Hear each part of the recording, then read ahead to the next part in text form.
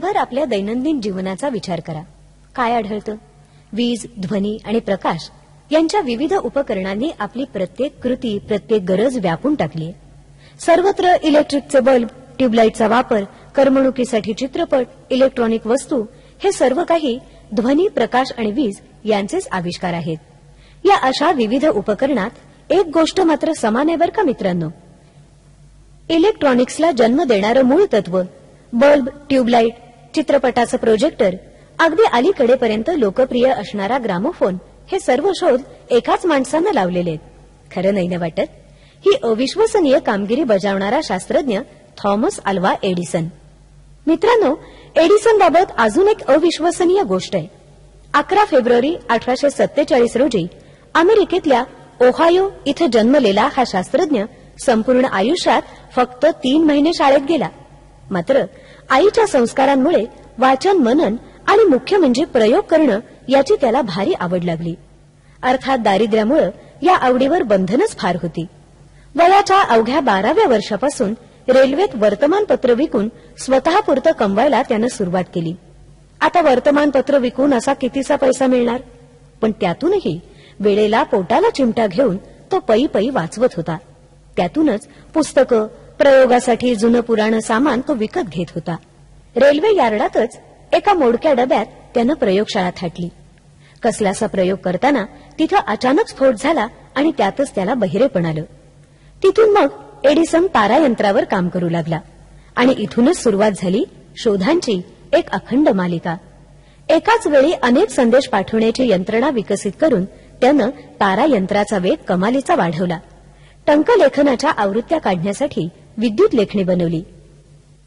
मित्रांनो, पुढे प्रचंड लोकप्रिय झालेल्या मिमिओग्राफ या यंत्राचं हे प्राथमिक स्वरूप होतं.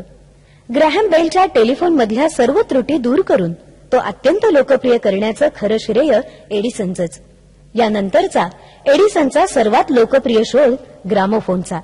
सर्वप्रथम हातानं फिरवायच्या पत्र्याच्या नळकांड्याचा नमुना पुढे त्यानंच विजेनं फिरणाऱ्या आणि तबकडी असणाऱ्या स्वरूपात विकसित केला. याचं नाव त्यानं ठेवलं फोनोग्राम. पुढे जगभरात लोकप्रिय झालेला रेकॉर्ड प्लेअर हे याचंच विकसित रूप. एडिसनची प्रतिभा आता बहराच्या शिखरावर होती. या सर्वांवर कळस चढवणारा शोध होता विजेच्या बल्बचा. विजेमुळे तापलेल्या तंतूंपासून म्हणजेच फिलामेंटपासून प्रकाश मिळवण्याचा प्रयत्न एडिसन अनेक वर्ष करत होता. पूर्वीच्या शोधातून मिळालेला सर्व पैसा त्यानं या कामी खर्च केला. अखेरीस 21 ऑक्टोबर 1879 रोजी काचेच्या निर्वात पात्रात कार्बनयुक्त कापसाच्या धाग्यापासून दिवा बनवण्यात त्याला यश आलं. मित्रांनो, एक आख्यायिका अशी सांगतात की निरनिराळ्या 52 मार्गांनी दिवा बनवण्याचा प्रयत्न एडिसननं करून पाहिला. प्रत्येक वेळी अपयश. पण आपल्या विलक्षण बुद्धिमत्तेनं तो प्रत्येक अपयशातून काहीतरी नवं शिकत होता. कुणीतरी कुचेष्टेनं त्याला छेडलं. 52 विविध उपाय फसले, आता पुढं काय? हा महान शास्त्रवेत्ता काय म्हणाला असेल ठाऊक आहे? एडिसन म्हणाला, मला आता बल्ब बनवायचे 52 विविध मार्ग ठाऊक आहेत. यानंतरची 10 वर्ष अक्षरशः क्रांतिकारक होती. प्रकाश, शक्ती, उष्णता यांच्या निर्मिती तसंच वितरणासाठी 3 तारांची पद्धत त्यानं शोधली. डायनॅमो, इलेक्ट्रिक मोटार यांच्यात मूलगामी सुधारणा करून रेल्वेचे इंजिनही अधिक कार्यक्षम करून दाखवलं. या पुढे जाऊन एडिसननं व्होल्टानं केलेल्या विद्युत घटापेक्षा, सेलपेक्षा वजनाला हलक्या पण जास्त भार साठवणाऱ्या सेलची निर्मिती केली. 1 ना 2 असे अनंत शोध या एकाच शास्त्रज्ञानं लावले. या पुढची झेप म्हणजे कायनेटोस्कोपिक कॅमेरा. यामुळेच पडद्यावर सिनेमा दाखवणं शक्य झालं आणि चित्रपट व्यवसायाचा जन्म झाला. मित्रांनो, विजेची उपकरणं काही काळ वापरली की आतून काळी पडू लागतात असं एडिसनला आढळून आलं. एक नवं आव्हान असते. एडिसनच्या डोक्यात विचारचक्र फिरायला लागली. हात प्रयोगात गुंतले गेले. प्रयोगांती एडिसननं आपला जगप्रसिद्ध सिद्धांत नोंदवला. एखाद्या निर्वात विजेच्या दिव्यात तप्त तारेच्या वरच्या बाजूला एक धातूची पट्टी ठेवली आणि तिला सेलचं पॉझिटिव्ह टर्मिनल जोडलं आणि निगेटिव्ह टर्मिनल तारेला जोडलं तर बाहेर विद्युत प्रवाह मिळतो.